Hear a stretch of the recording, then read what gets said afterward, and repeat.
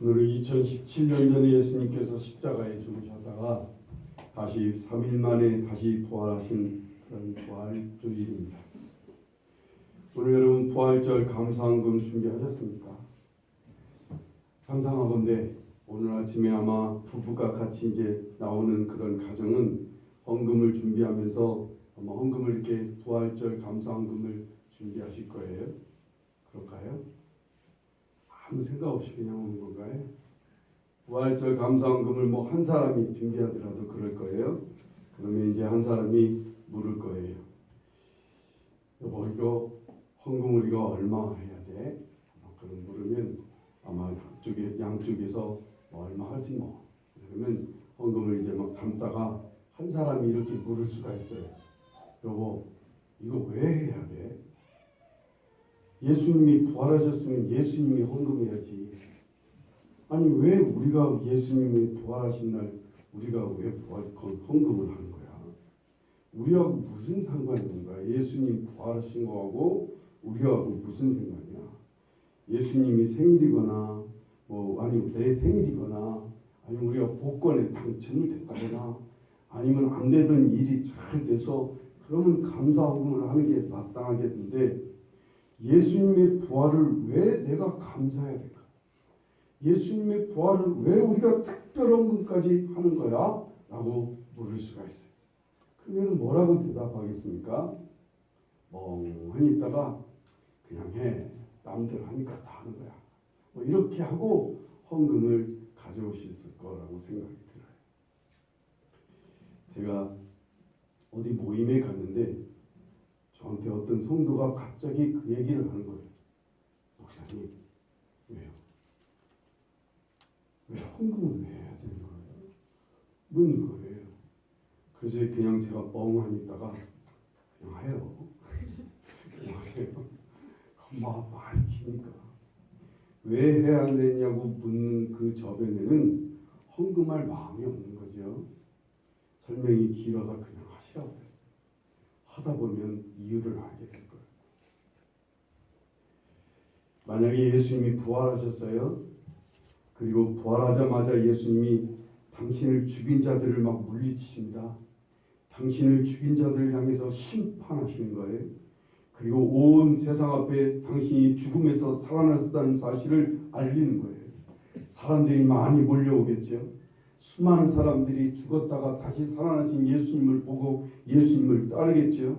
그리고 위대한 왕이 되고 위대한 스타가 될 거예요. 당신의 권세와 능력을 행사합니다. 죽음에서 부활하신 당신의 능력을 막 사람들에게 막 보여줍니다. 그래서 온 세상 위에 당신이 왕으로 올라서는 거예요. 온 백성들 위에 올라서서 온 백성들을 막 다스립니다. 수많은 사람들이 그를 따르게 되고 그래서 예수님을 3년 동안 열심히 따랐던 제자들은 그 덕에 예수님 바로 옆에서 요지게 앉고 세상의 권세와 영광과 부귀를 갖게 됩니다. 이렇다면 우리가 예수님의 부활을 감사해서 헌금할 필요는 없을 거예요.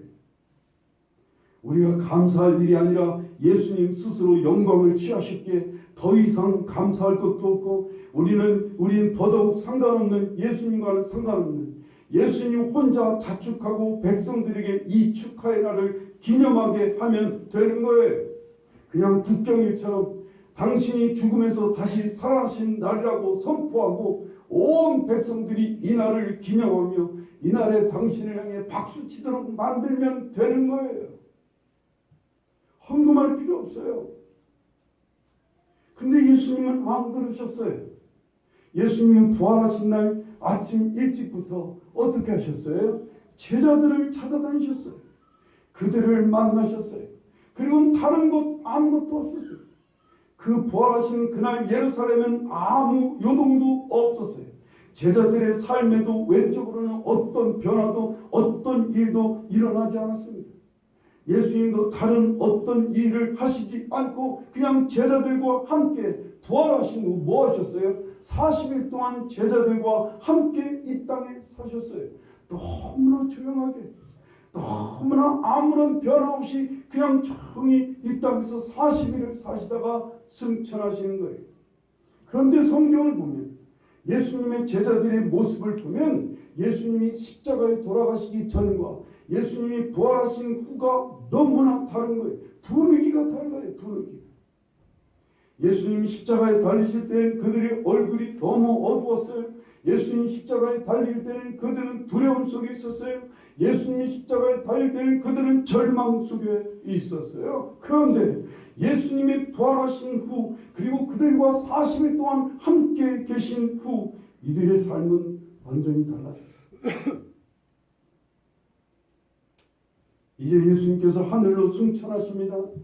하늘로 예수님이 승천하시면 대부분의 사람들은 서운할 거 아니에요.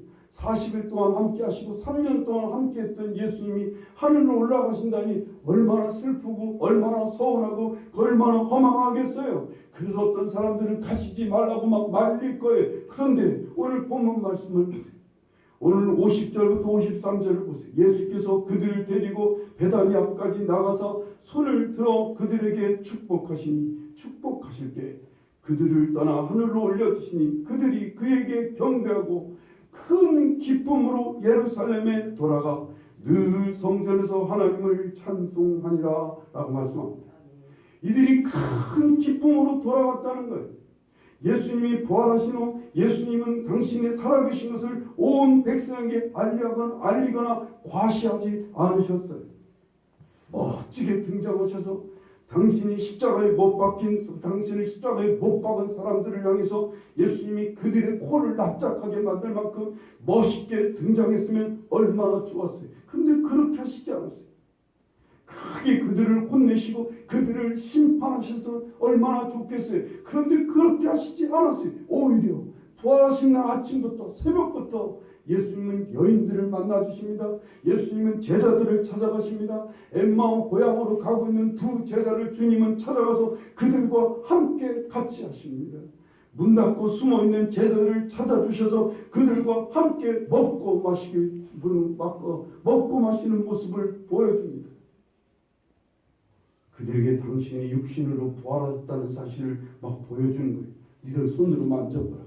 내 허리 춤에 창자국을 만져보라고 친히 주님께서 그들 앞에 고기가 있느냐 고기를 가지고 오라. 그들 앞에서 고기까지 잡수는 모습을 보여주면서 당신이 부활하셨다는 사실을 믿게 합니다. 그래서 이들이 살아나신 예수님이 다시 부활하셨음을 믿게 되자 이들에게 놀라운 변화가 일어납니다. 마태복음에 보면 여인들이요 예수님이 부활하신 예수님을 무덤에 갔다가 만나게 될 때 그들이 크게 기뻐했다고 기록하고 있습니다. 누가복음 24장에도 엠마오로 가는 두 제자가 예수님이 부활하심을 믿게 되자 그들의 가슴이 뜨거워졌다 그렇게 고백합니다. 마태복음 24장 40절 41절을 보면요 40절 41절을 보세요. 40절 41절 이 말씀을 하시고 손과 발을 조이시나 그들이 너무 기쁨으로 아직도 믿지 못하고 놀랍게 여길 때 이르시되 여기 무슨 먹을 것이 있느냐 하시니 너무 기뻐했다는 거예요. 요한복음 20장 20절에도 제자들이 주를 보고 기뻐하더라 라고 말씀합니다. 오늘 본문 말씀에도 이들이 큰 기쁨으로 예루살렘으로 돌아갔다는 거예요. 예수님의 부활이 가져다는 큰 변화는 바로 이거예요. 어둠과 좌절과 절망과 슬픔과 죄책감의 두려움 속에 눌려있던 이들이 크게 기뻐했다는 거예요. 예수님이 부활하신 그 아침에 당신의 영광, 당신의 권세, 당신의 위엄과 능력을 자랑하는 데 예수님은 그 시간을 쓰지 않으셨어요. 오직 제자들을 만나셨어요. 당신의 백성들이 그 절망 속에서 슬픔 속에서 죄책감 속에서 두려움에서 벗어나서 큰 기쁨을 얻기를 주님은 원하셨던 거예요. 그 부활의 아침에 부활하신 날 주님께서 하신 일은 사람들을 찾아가시고 그 제자들을 찾아가셔서 그들을 다시 일으켜 주셨어요. 신앙생활 30년이 지나고 있습니다만 부활하신 우리 30년인가요? 40년이 지나니까 제가 신앙생활을 본격적으로 신앙생활을 시작한 지 이제 한 40년이 되갑니다. 이 부활하신 주님의 이 진심을 정말 이번 부활주일에 또 새롭게 깨닫게 됐어요. 너무나 감사하고 너무나 기뻤어요. 마음이 막 뜨거워까지 했어요. 정말 감사하다. 정말 예수님 고맙다 생각돼요. 부활하셔서 온통 그 부활하신 주님께서 하신 일이 뭐예요? 우리를 찾아오신 거예요. 당신의 제자들을 찾아주시고 그 여인들을 찾아주시고 다락방송에 숨어있는 제자들을 찾아주시고 고향으로 쓸쓸히 돌아가는 그 제자들을 만나주시면서 동분서주하며 예수님 찾아다니시고 오늘 주님이 하시는 일이 또 그런 거예요. 당신의 영광을 드러내려고 하는 게 아니라 당신의 능력을 보여주시려고 하는 게 아니라 오늘도 주님은 부지런히 당신의 사람들을 찾아다니고 계세요. 슬퍼하고 절망 속에 있고 어둠 속에 있고 두려움 속에 있고 염려와 근심 속에 빠져있고 믿음을 잃고 방황하는 사람들을 주님은 지금도 여전히 찾아다니고 계신다는 거예요. 그게 그렇게 감사해요. 가령 어떤 아버지가 어머니일 수도 있어요. 자식의 이놈아, 내가 너를 위해서 얼마나 애쓰고 밤잠도 안 자가며 먹을 것도 안 먹어가며 이렇게까지 애쓰고 힘써서 이렇게 이루어 놓더니 너는 방탕하게 너는 이렇게 엉터리로 사느냐고 말이야.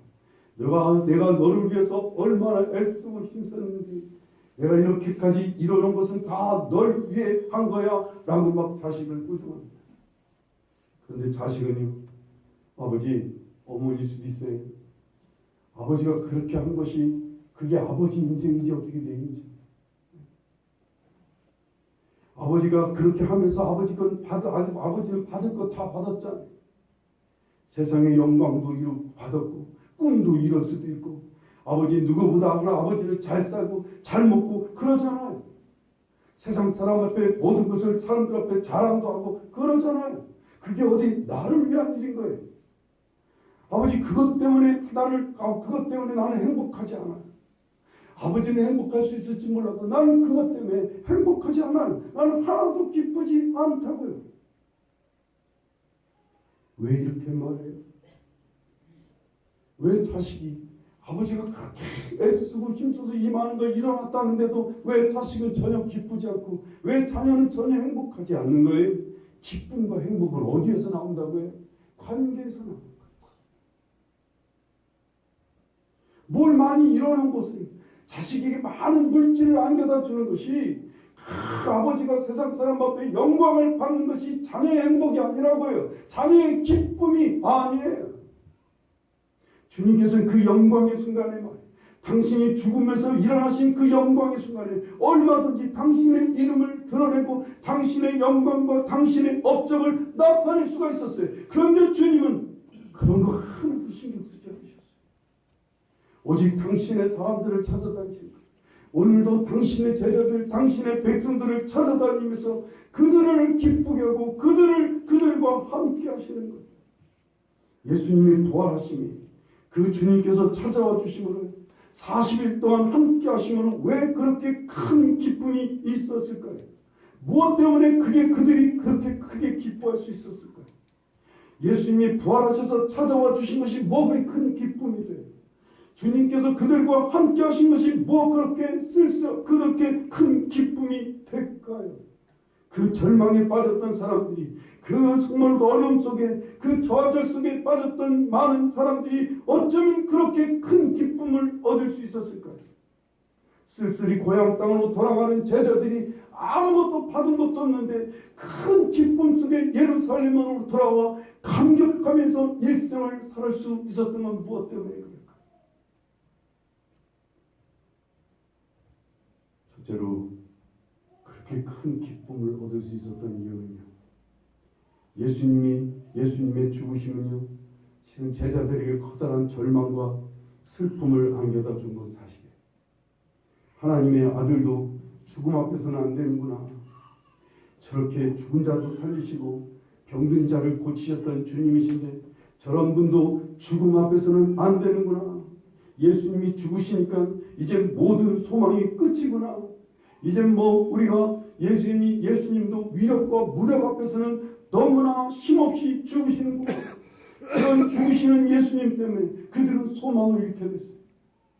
예수님이 살아계실 때는 그래도 소망이 있었어요. 이분 따라가면, 이분을 쫓아가면 그래도 예수님 덕에 우리가 큰 영광을 얻겠구나 라고 생각했는데, 예수님이 그냥 힘없이 십자가에 죽으시니까 소망을 잃어버리게 되는 거예요.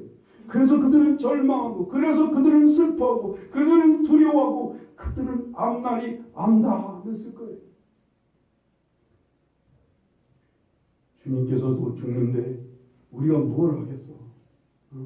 저런 분도 사람들이 위력 앞에서 힘없이 죽는데 우리 같은 사람이 나가서 무슨 일을 하겠느냐고요.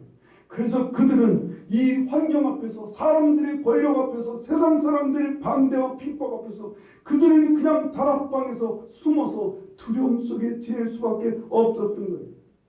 아무리 큰 꿈을 가지고 이 땅을 살아도 죽으면 끝인데, 이건 뭐 무슨 의미가 있어요, 인생? 그들은 그 허망을 벗어날 수가 없었을 거예요. 그런데 예수님이 살아나셨어요. 죽음을 이기시고 예수님이 다시 부활하셨어요. 그 예수님의 부활이 믿어지니까, 예수님이 부활하셨다는 사실이 믿어지니까 그들의 마음에서 새로운 소망이 생기게 되는 거예요. 우리도 주님처럼 우리도 살겠구나. 우리도 예수님처럼 주님과 함께 무엇을 할 수 있겠구나. 왜? 그분이 살아나신 것처럼 우리도 다시 살 것이니까. 예수님이 부활하시니까 나도 부활할 수 있다고 하는 소망이 생기는 거예요. 예수님이 부활하시니까 나도 부활하고 있다는 기쁨이 생깁니다. 소망이 없으면 사람이 살 맛이 안 나요. 세상 사람들이 이걸 희망이라 그러지.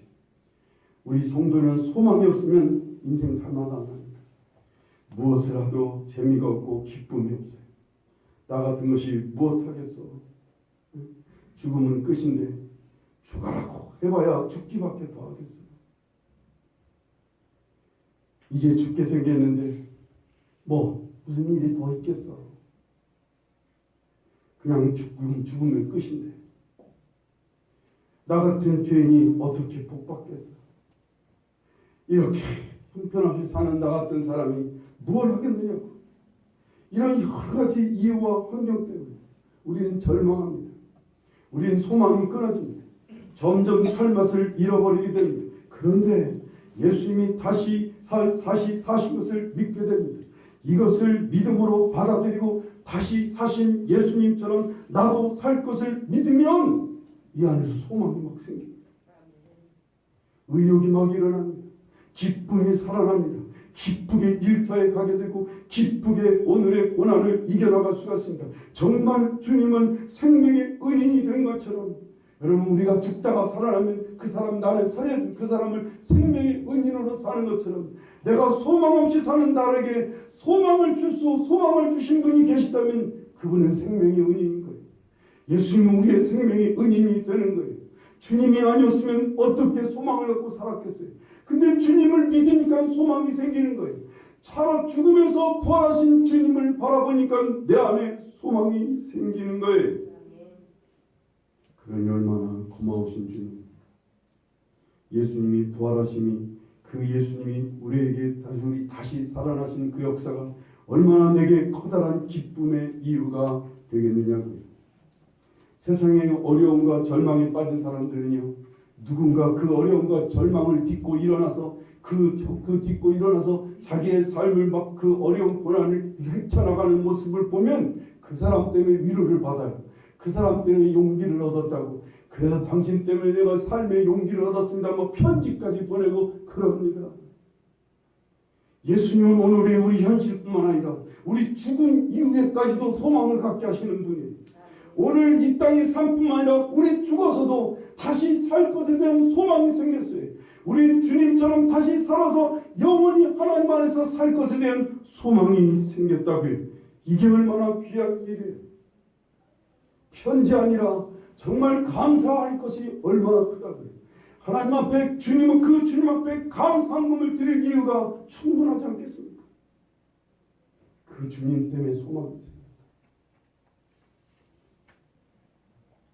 죽음을 이기신 주님을 보니까 오늘 현실 예수 그리스도를 믿고 의지하면 다시 살아날 것이라는 소망이 생깁니다. 세상 사람이 볼 때는 아무 가능성이 없어 보이지만 난 주님을 믿고 나가면 주님께서 나를 다시 일으켜 주실 거라고는 소망이 생기는 거예요. 그게 우리에게 너무나 큰 일이에요.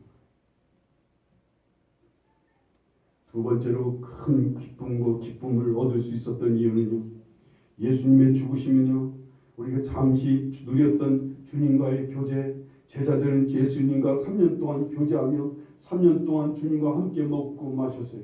근데 예수님이 죽으니까 그게 딱 끊어지는 거잖아요. 그래서 막막합니다.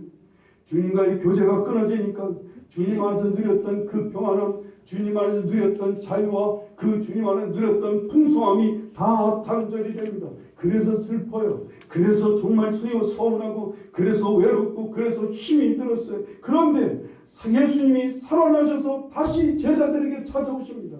그 살아계신 주님이 다시 그 여인들에게, 다시 성도들에게 찾아오셔서 그들과 함께 만나주시고 교제해 주시는 거예요. 임마누엘 되시는 주님은요, 우리와 함께하기 위해서 이 땅에 오셨다고 했어요. 부활의 아침부터 주님은 제자들과 함께 하셨어요. 여인들과 함께 하셨어요. 그들과 떡과 고기도 구워 주시면서 함께 먹고 마셨어요. 그들의 빈 그물을 채워주시면서 그들과 함께 그들 만나주시고 함께 걷고 함께 다시 거하는 40일 동안의 삶을 같이 살아주십니다. 그게 기쁨입니다. 그렇게 한 결과 오늘 말씀대로 주님께서 하늘로 승천하시는 것을 보면서 이들은 큰 기쁨을 누렸어요. 왜? 주님 다시 오실 것입니다. 자신들은 예수님을 버리고 예수님을 부인하고 예수님을 외면하고 도망쳤는데도 예수님은 다시 찾아오셨어요. 예수님은 다시 그들과 40일 동안 함께 하셨어요. 앞으로 이 교제는 계속될 거예요. 예수님, 살아계신 예수님은 늘 함께 하실 거예요. 이게 그들에게 큰 기쁨의 이유였어요. 그래서 기뻐했던 거예요. 함께하면 부담스러운 사람이 있어요. 함께하면 참 힘든 사람이 있어요. 그죠? 나를 비난하고 뭐 조금만 잘못하면 막 지적하고, 그래서 또 자기도 나를 자기만 알고 전혀 나를 배려해주지 않는 그런 사람. 자기 생각밖에 안 해요. 자기 자랑만 하고 자기 아프고 힘든 것만 얘기하지 나에 대해서는 조금도 관심도 없어요. 내가 조금만 잘못만 해도 책망을 하고 화를 냅니다. 반대로 내게 너무 부담을 주는 사람도 참 만나기 힘들어요. 그런 사람하고 함께하면 참 행복하지 않습니다. 너무 괴로워요. 나에게 자꾸만 뭘 얻어가려고 해요. 내 것을 자꾸 뺏어가려고 해요. 계속 나한테 계속 마음의 부담과 힘을 찌게 만들어요. 그래서 그런 사람을 만나면 너무 힘들어요. 너무 지쳐요. 너무 괴로워요. 그래서 함께해도 전혀 기쁘지 않습니다. 그런데 주님께서는 제자들과 함께 하신 결과 그들에게 큰 기쁨이 있었어요. 너무나 기뻤다고 그랬어요. 왜요? 주님은 그러신 분이 아니에요. 요한계시록 3장 20절에 내 문 밖에서 두드리니 누구든지 내 음성을 듣고 문을 열면 내가 그에게로 들어가 그로 더불어 먹고 그는 나로 더불어 먹는데, 주님은 함께 동등하게 나와 함께 먹고 마시기를 원하시는 주님이에요. 우리 안에 들어오셨어요. 여러분, 함께 해도요 절대 내 안으로 안 들어오는 사람도 있어요. 그냥 계속 자기만 생각하는 사람들이에요. 이건 교제가 아니에요. 근데 주님은 우리의 마음의 문을 열면 주님은 들어오셔서 함께 먹고 마시겠다는 게 주님의 말씀입니다. 스바냐서 3장 14절에 보면요, 시온에 따라 노래할지어다, 이스라엘아 기쁘게 부를지어다, 예루살렘에 따라 전심으로 기뻐하며 즐거워할지어다. 여호와가 내 형벌을 제거했고 내 원수를 쫓아냈으며 이스라엘 왕 여호와가 내 가운데 계시니 네가 다시는 화를 당할까 두려워하지 아니할 것이라. 그날의 사람이 예루살렘에 이르기를 두려워하지 말라. 시온아 내 손을 늘어뜨리지 말라. 너희 하나님 여호와가 너희 가운데 계시니 그는 구원을 베푸실 전능자시라. 그가 너로 말미암아 기쁨을 이기지 못하시며 너를 잠잠히 사랑하시며 너로 말미암아 즐거이 부르며 기뻐하시리라 하리라 말씀합니다.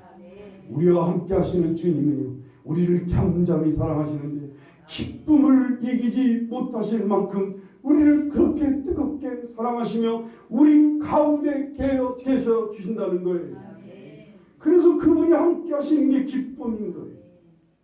마태복음 11장 28절에 보면 수고하고 무거운 짐진 자들아 다 내게로 오라. 내가 너희를 쉬게 하리라. 나는 마음이 온유하고 겸손하니 나의 멍에를 메고 내게 배우라. 그리하면 너희 마음이 쉼을 얻으리니 이는 내 멍에는 쉽고 내 짐은 가벼움이라 하시니라. 나와 함께 하시는 주님은 나를 쉬게 하시려고 하시는 짐을, 나를 무겁게 하고 나를 힘들게 하는 짐을 당신이 맡아주시고 우리 보고 쉬라고 하시는 주님이 우리에게는 가볍고 겸손하신 마음이 겸손하고 온유해 있어서 우리에게는 가볍게 함께 하신다는 거예요. 우리의 마음을 기쁘게 하시는 이유가 거기 있는 거예요. 주님이 함께 하시면 함께 하실수록 겸손하고 온유하신 주님이 함께 하니까 내 마음의 짐을 내려놓을 수도 있고 내 마음의 아픔을 맡길 수도 있고 나를 위로하고 격려하고 나를 위해서 기뻐하도록 우리를 일으켜 주시는 분이기 때문에 그래서 함께 하시는 분이 주님이 함께 하시면 정말로 기쁨이 있습니다. 요즘 관종이라는 말을 청소년들이 많이 써요. 관심종자라는 말이에요. 뜻이 줄임말이에요. 이 관심종자라는 사람은 뭐예요? 사람들에게 관심을 받고 싶어서 안다는 사람들. 그래서 SNS에다가 막 사진을 찍고 막 뭔가를 해서 자기는 이렇게 살고 있어요. 내가 이렇게 이쁜 옷을 입었어요. 나는 요즘 이렇게 멋있는 집에 살고 있어요. 막 이렇게 하면서 사람들한테 막 사진을 막 보냅니다. 무슨 얘기예요? 나한테 관심이 가져달라는 관심종자들. 예수님은 관심 받으려고 찾아오신 분이 아니에요. 당신이 관심 받으려고 찾아오신 분이 아니라고요. 예수님이 다시 오셔서 우리에게 찾아오시고 제자들에게 찾아오신 것은 그들에게 자랑하고 과시하시려고 찾아오신 게 아니라 그들과 함께 하시려고 찾아오시는 거예요. 오늘 예수님이 우리와 함께 하시는 것은 우리의 절망과 어둠을 걷어내고 우리를 소망을 갖게 하시고 우리로 기뻐하며 주님 안에서 힘을 얻고 살아갈 수 있도록 우리에게 함께 해주신다 그 말입니다. 예수님이 우리와 교제하기를 원하시는 것은 우리가 예수님과 함께 교제함으로 힘을 얻기를 원하고 마음의 무거운 짐을 내려놓기를 원하고 어둠에서 벗어나 소망을 갖고 예수 그리스도 안에서 힘내어 살기를 원하시기 때문에 함께 하시기를 원하십니다. 감사할 이유가 충분하지 않습니다. 우리 주님 앞에 우리가 감사한 것만 할 이유는 정말 너무나 충분하지 않아요.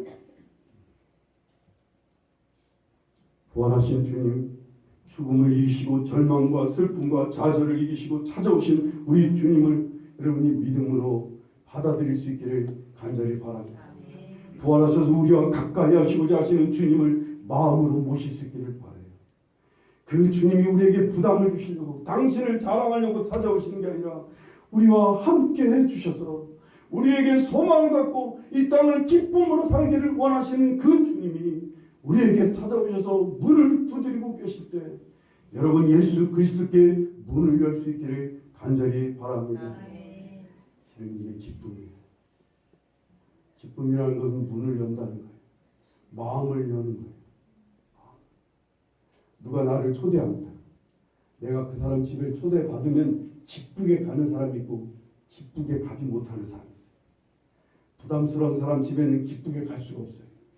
근데 정말 부담 주지 않고 나를 참 행복하게 하는 사람은 나를 초대하면 기쁘게 갑니다. 그게 기쁨입니다.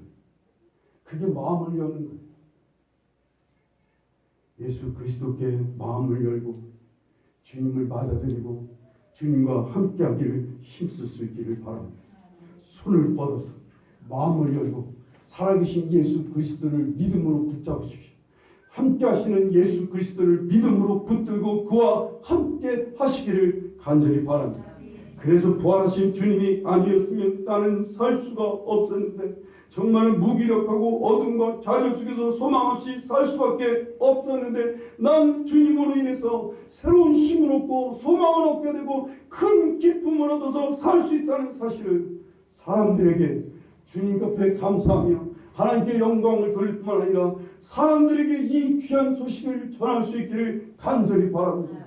약 하나 먹어서 효력만 봐도 우린 자랑하고 싶어서 못 견디는 게 우리예요. 뭐 조금해서 살만 좀 뺐으면 살 빼는 방법을 막 자랑하고 싶어서 못 견디는 게 우리라고요. 우리가 예수님을 통해서 기쁨을 얻었어요. 우리가 살아계신 예수님을 통해 소망을 얻었어요. 그렇다면 당연히 자랑해야죠. 사람들에게 소개해야죠. 예수님만한 분이 없더라고. 예수님 믿으니까 소망이 생기고, 예수님 믿으니까 기쁨이 생기고, 예수님과 함께 하니까 인생의 살만 나는 거예요. 너도 한번 그랬으면 좋겠어. 예수님을 믿음으로 여러분 가정이 그렇게 될 수 있기를 간절히 바랍니다. 예수 그리스도를 가정 속에 모시는 것, 여러분의 삶 속에 가정 안에 예수님을 모셔드리고 예수 그리스도를 붙들고 주님과 교제하기를 힘쓰는 거예요. 그러면 주님을 통해 가정이 밝아지는 거예요. 주님을 통해 가정이 힘있게 소망이 생기는 거예요. 그리고 기쁨이 넘치는 가정이 될 줄로 믿습니다. 다시 또 이 기쁨이라는 얘기를 해야 되겠어요. 기쁨을 자꾸 웃고 재밌는 것으로 생각하시면 곤란합니다. 기쁨이 생긴다는 것은 가족끼리 마음이 열린다는 거예요. 여러분 식사 함께 할 때 왜 자꾸만 우리 부모들이 자녀들과 식사라도 함께 하려고 하는 거예요. 사람이 밥 먹을 때 마음이 열려요. 그런데 여러분 어떤 가정은 그 밥 한 끼도 같이 못 먹는 가정이 있어요. 밥을 먹는데도 얼굴 한번 안 쳐다보는 사람 가족들도 있어요. 그럼 여러분 얼마나 마음이 꽉 닫힌 가정이에요. 유일하게 한번 마음이 열리는 때가 식사할 때예요. 오죽하면 그래서 가족을 뭐라고 말해요? 식구라고. 같이 밥 먹는 사람들이 같이 모이는 거예요. 근데 여러분 이때 마음이 열리는 것은 주님께서 우리와 함께 하시고 내가 주님의 마음을 부여잡고 내가 주님의 마음을 소유하면 나부터 마음이 열리는 거예요. 저 사람의 마음을 열리는 것이 문제가 아니라 내가 마음이 열려야 기쁜 거예요. 이런 은혜가 여러분 가정에 있기를 간절히 바랍니다. 내가 마음을 열고 가족들을 식사에 초대합니다. 마음을 열고 가족들과 함께 마음 열고 식사하는 거예요. 거기에 무슨 대화가 있습니까? 대화가 있으면 다행이지. 대화 없어도 마음만 열려 있으면 행복해요. 여러분 자식이 먹는 모습만 봐도 행복한 거죠. 마음이 열려있는 부모는요. 언제나 마음이 열려있는 부모는 애가 밥만 맛있게 먹는 모습만 봐도 그렇게 행복해요. 마음이 열려있는 부부가 그런 거예요. 제가 어떤 날 밥을 맛있게 먹는 모습을 우리 집사람이 부끄러움이 행복한 모습으로 쳐다봅니다. 제가 얘기합니다. 나 때문에 행복하지. 나 때문에 행복한 게 아니라 자기가 마음이 열려서 행복한 거예요. 이 마음을 열게 해주신 분이 누구예요? 바로 주님이신 거예요. 예수님을 내 마음속에 모시고 예수 그리스도와 함께 하다 보면 이 마음이 열려요. 기쁨이 생겨요. 기쁨이. 열리는 마음이 생긴다고요. 하나님을 향해 열릴 뿐만 아니라 사람을 향해 마음이 열리는 거예요. 세상에 가장 불행한 인간이 누구예요? 사람들한테 마음이 닫혀있는 사람들이에요. 저 사람은 저래서 싶고 이 사람은 이래서 싶고 저 사람은 이게 문제고 자기 스스로 모든 사람에 대해서 마음을 닫는 지옥 속에서 살아가는 사람이 있어요. 아니에요. 예수 그리스도께서 우리 안에 오시면 이 마음을 열게 하세요. 그래서 이 마음이 여는 것이 가장 가까이 식구들한테 열려야 돼요. 그리고 내 이웃들한테 열려야 돼서 오늘 우리가 예수 그리스도를 함께함으로 우리가 큰 기쁨을 얻어 세상을 기쁘게 하는 여러분과 제가 될 수 있으리라 믿습니다. 살아계신 예수 그리스도를 모십시다. 부활하신 예수 그리스도와 함께 하실 수 있기를 간절히 바랍니다. 그래서 그 부활하신 예수님으로 인하여 큰 기쁨을 얻고 이 땅을 기쁨으로 넘치게 하는 여러분과 제가 되기를 간절히 축원합니다. 기도하시겠습니다.